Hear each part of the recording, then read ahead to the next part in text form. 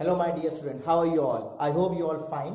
Now the topic which we will study, today's topic we will study is chapter 3 of chemistry, that is atom and molecules. Chapter 3 of chemistry, that is atom and molecules. Okay, the first topic which we will study in this lab, come we'll see. एक हमारे लेवॉइसर साहब थे. कौन थे? लेवॉइसर साहब थे.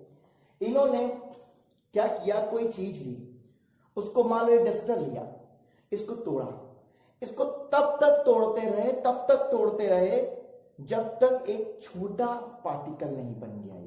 वो छोटा पार्टिकल जब उसको और ना तोड़ा जा सके, वैसा पार्टिकल तब तक तोड़ते गए इस डस्टर को, तब तक जब तक ये एक सिंगल पार्टिकल ना बन गया और उसको फर्दर ना तोड़ा जा सके.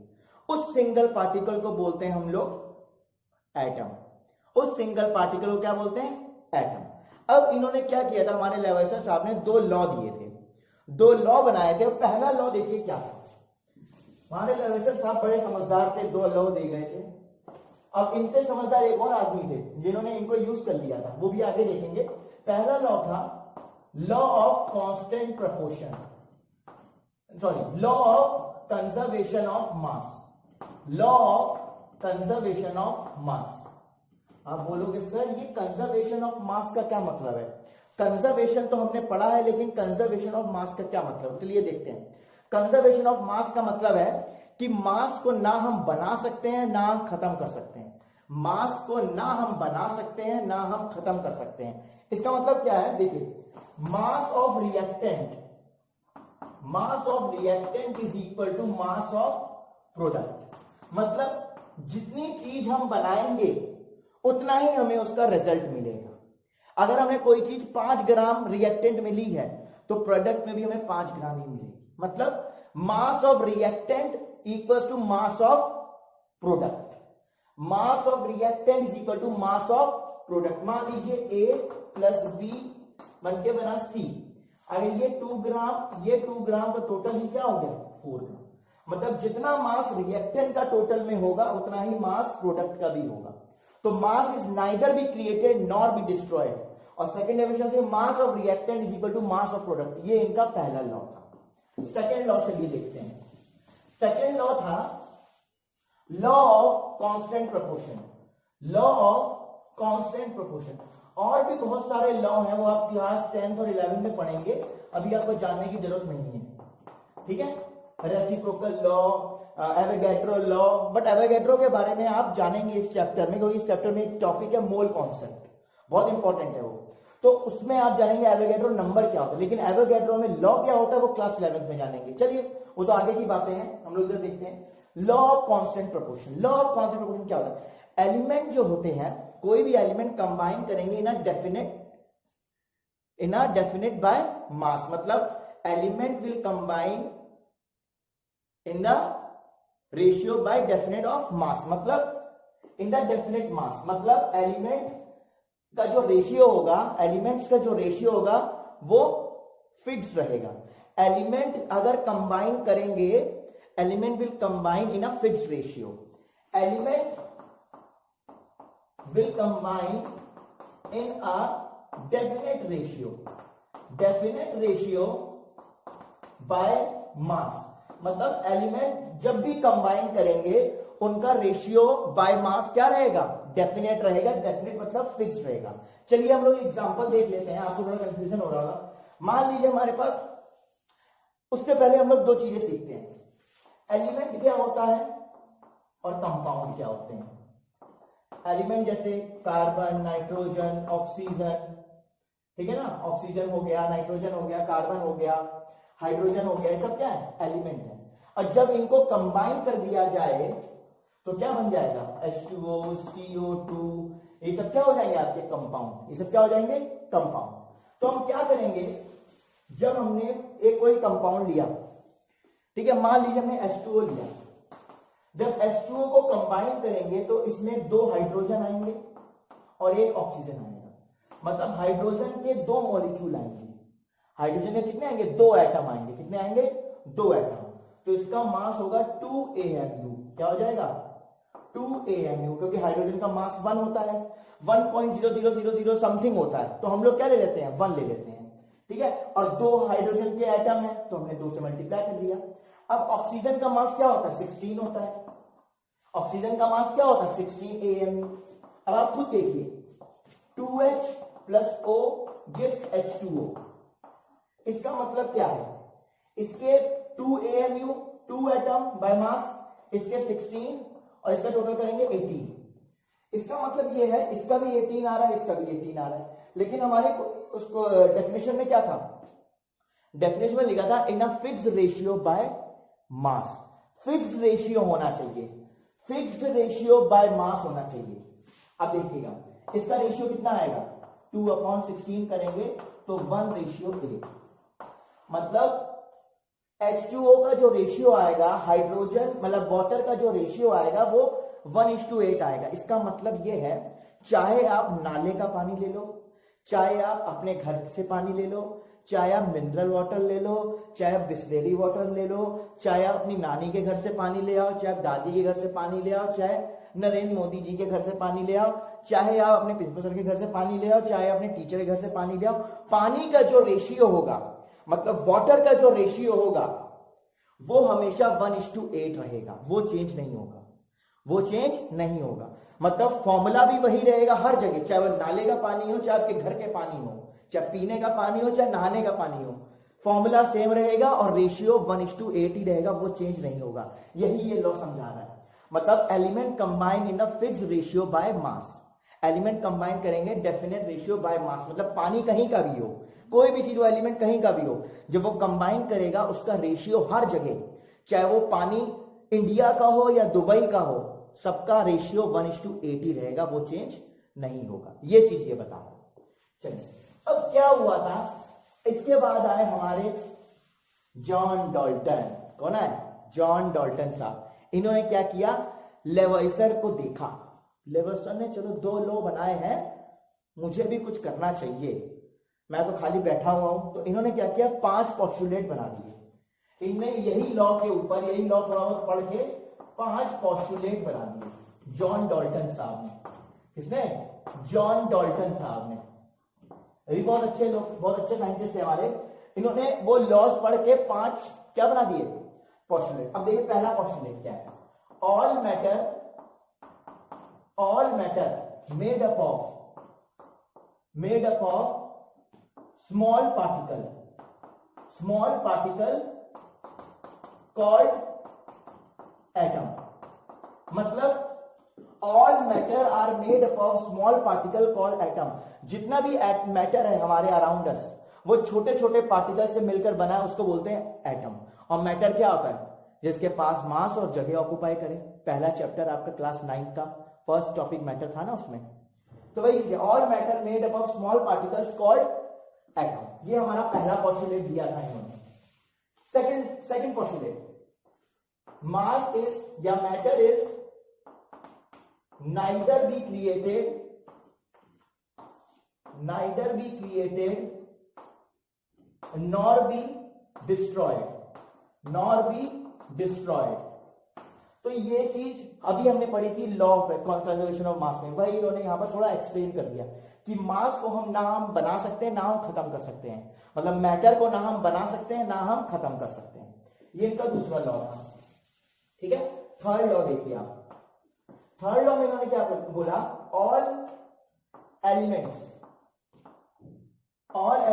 ऑफ या all atoms of same element, all atoms of same element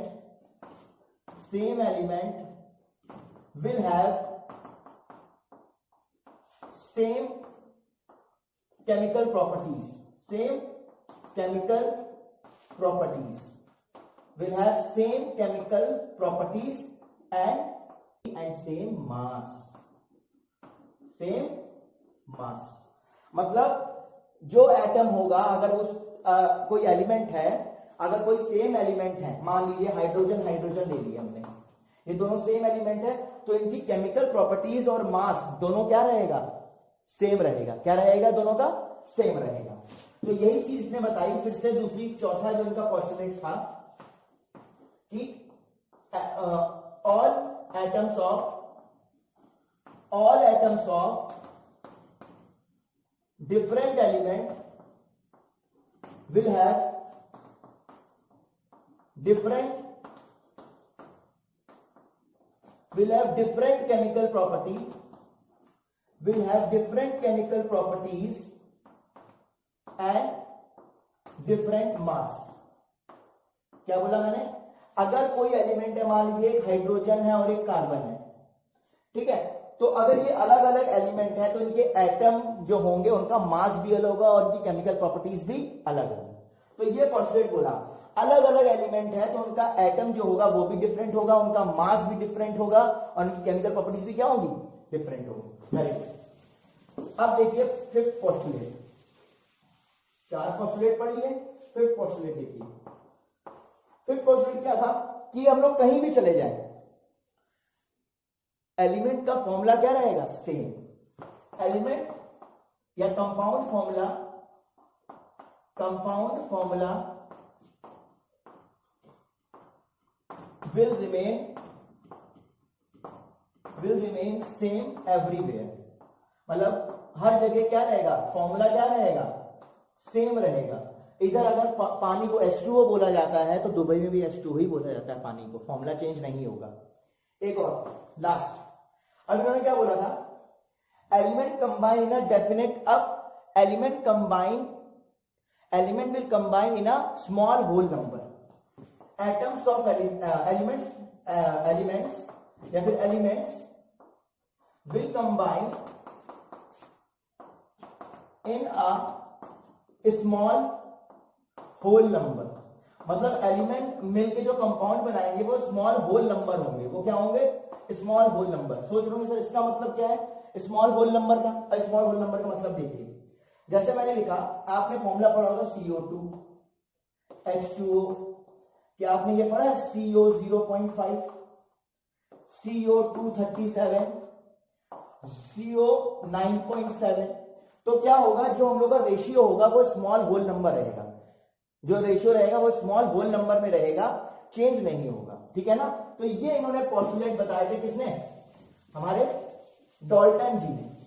अब क्या हुआ? अब हमारे इन्होंने एलिमेंट्स आए, तो जॉन डाल्टन ने भी कुछ एलिमेंट्स आए थे हमारे पास, एलिमेंट की लिस्ट आई थी जैसे पीरियोडिक टेबल में थी. तो उन्होंने उन एलिमेंट्स को सिंबल से डिनोट किया. किससे डिनोट किया? सिंबल से.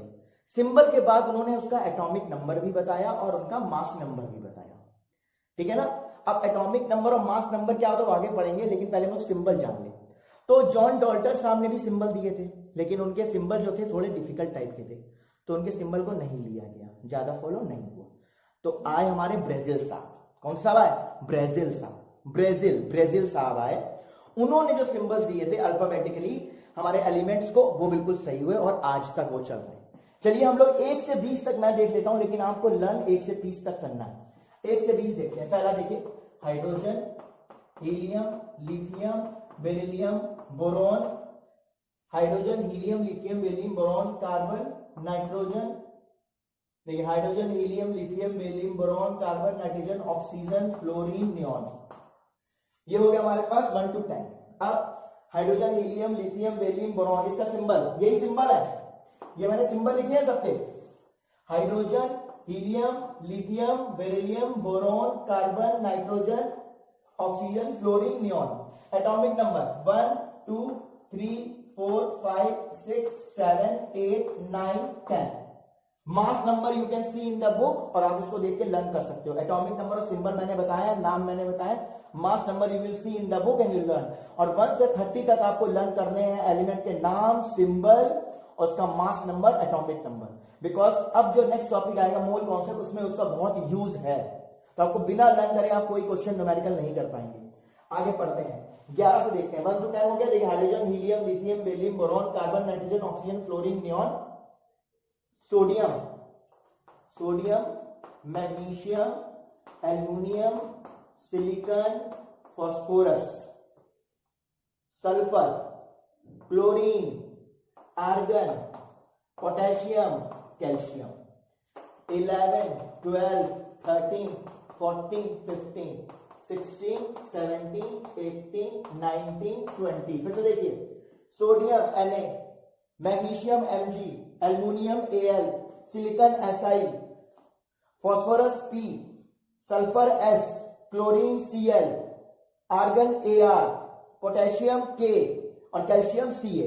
तो मैंने 1 से 20 तक आपके लिए लिखे हैं, नाम भी बता दिए, सिंबल भी।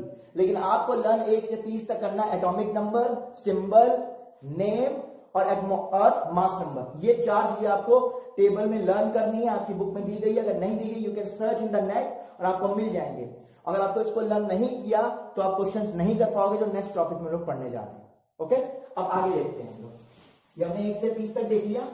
अब मैं आपको बता दूं, अब इतनी चीजें पढ़ रहे हैं तो एटम्स की डेफिनेशन भी देख लेते हैं। एटम्स क्या होते हैं?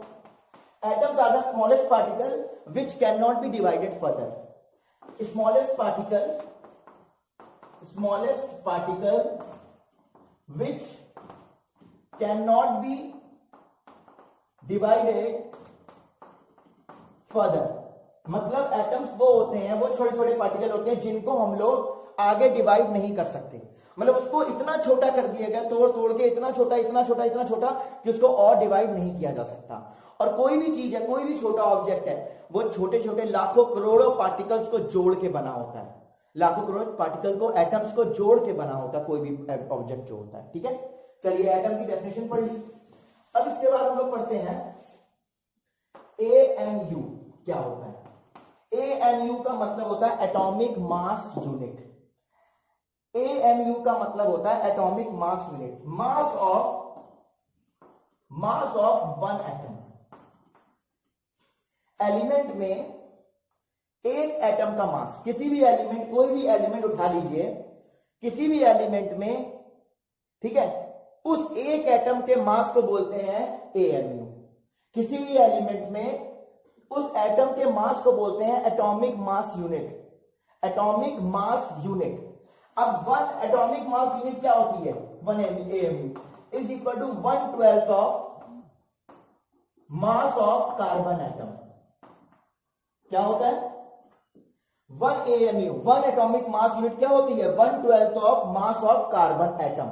ये याद रखिएगा, ठीक है। और कुछ लोगों का, हमें कुछ का AMU पता होना चाहिए। क्या होता है? कुछ एलिमेंट क्या होते हैं, वो अकेले एग्जिस्ट नहीं करते हैं। कुछ एलिमेंट क्या होते हैं, वो अकेले एग्जिस्ट नहीं करते हैं, 2 में 3 में एक साथ जाते हैं, क्योंकि अकेले करेंगे तो वो कुछ नहीं कर पाएंगे। तो जैसे हम लोग लेते हैं ऑक्सीजन, ऑक्सीजन अकेले काम नहीं करता है, 2 ऑक्सीजन एक साथ करेंगे मतलब ऑक्सीजन गैस बनाएंगे।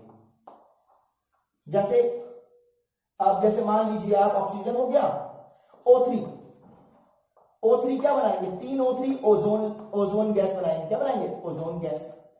H भी अकेला काम नहीं करता, H भी अकेला एग्जिस्ट नहीं करेगा, 2 H एग्जिस्ट करेंगे, उसको बोलेंगे हाइड्रोजन गैस बनाएगा। तो बहुत सारे ऐसे एलिमेंट हैं, ऐसे एलिमेंट जो अकेले एग्जिस्ट नहीं करते, क्योंकि वो अकेले काम नहीं कर पाएंगे, तो इसीलिए वो ग्रुप में काम करते हैं, दो के साथ। जैसे ऑक्सीजन हो गया, हाइड्रोजन हो गया, ऐसे बहुत सारे, नाइट्रोजन गैस हो गई। तो इनके हमें क्या पता नहीं चाहिए? एटॉमिक मास यूनिट पता होनी चाहिए। ऑक्सीजन की एटॉमिक मास यूनिट क्या होगी? 16 AMU। कार्बन की क्या होगी? 12 AMU। तो ऐसी ही चीज, नाइट्रोजन क्या होगी? 14 AMU। तो ये चीज है, हमें पता होनी चाहिए एटॉमिक मास यूनिट क्या होती है। ओके, आई होप कि आपको समझ में आ गई होंगी थोड़ी थोड़ी चीजें, ठीक है। अब आप एक बार पढ़ के देखिएगा बुक में, अगर फिर भी ना समझ में आए, हम लोग डिस्कस करेंगे क्लास में, हम लोग क्लास लेंगे, ठीक है। उसके बाद हम लोग को जो टॉपिक पढ़ना है, इसके बाद हम लोग पढ़ेंगे वैलेंसी के बारे में, वैलेंसी के बारे में जानेंगे। और वैलेंसी पढ़ने के लिए और मोल कॉन्सेप्ट पढ़ेंगे इसके बाद हम लोग। बहुत इंपॉर्टेंट टॉपिक है वैलेंसी और मोल कॉन्सेप्ट। वो दोनों पढ़ने के लिए आपको 1 से 30 तक एटॉमिक नंबर, उनके सिंबल, उनके नाम, उनके मास नंबर पता होने चाहिए। अगर नहीं पता होंगे तो आप नहीं कर पाएंगे। मैं फिर से बता रहा हूं, लर्न करिएगा नेक्स्ट क्लास पढ़ने से पहले। Okay, bye, take care.